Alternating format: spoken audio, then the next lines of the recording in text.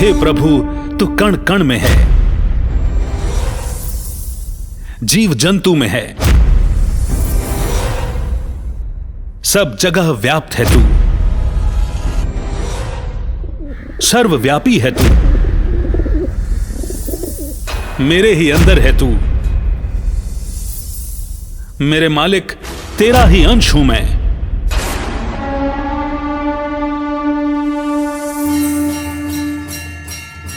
ऐसी मान्यता पर अपनी भावना व विश्वास रखने वाले लोगों से हमारे चंद सवालात हैं। जब मुझ में, आप में और कण कण में है भगवान, तो मंदिरों, मस्जिदों, चर्चों, गुरुद्वारों के चक्रों में क्यों है इंसान? अगर आत्मा के अंदर ही बैठा है परमात्मा, तो पाप कर्म कौन कर रहा है, आत्मा या परमात्मा?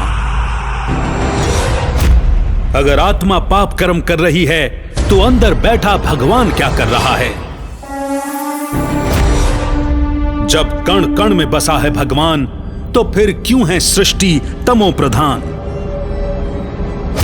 क्या सर्वव्यापी की मान्यता सैद्धांतिक है?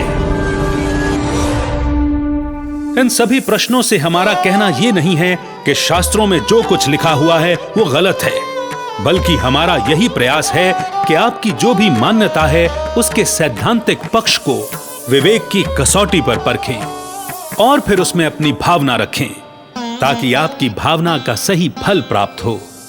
आप परमात्मा की महिमा करने के बजाय उसकी ग्लानि करने से बचें। आप ईश्वर से भक्त बनकर नहीं, लेकिन पुत्र बनकर रिश्ता जोड़ें। उनकी शक्तियों को अपने में समाएं और सभी मानसिक बंधनों से मुक्त हो जाएं।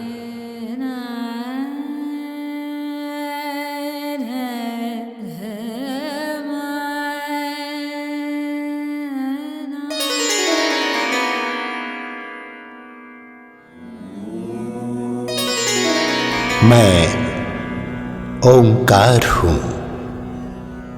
मैं तुम सब चैतन्य आत्माओं का अविनाशी पिता हूं। मैं न तुम्हारे अंदर बैठा हूं और न ही बाहर सृष्टि में व्यापक हूं। सर्वव्यापी तो माया है। मैं तो आता हूं अपने परम धाम से, तुम बच्चों को माया के बंधनों से मुक्त करने के लिए। मेरा वास्तविक स्वरूप तो तुम्हारी ही तरह ज्योतिर्बिंदु है।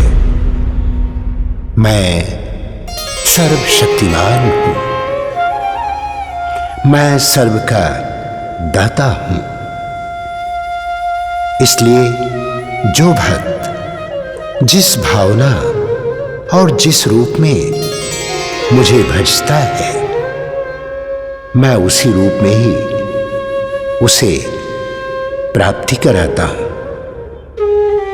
अगर भक्त को साक्षात्कार की इच्छा है और वो देवी देवताओं का भक्त है, तो मैं उसकी भावना का भाड़ा देने के लिए उसे उसी रूप का साक्षात्कार कराता हूं जिसमें उसकी आस्था है।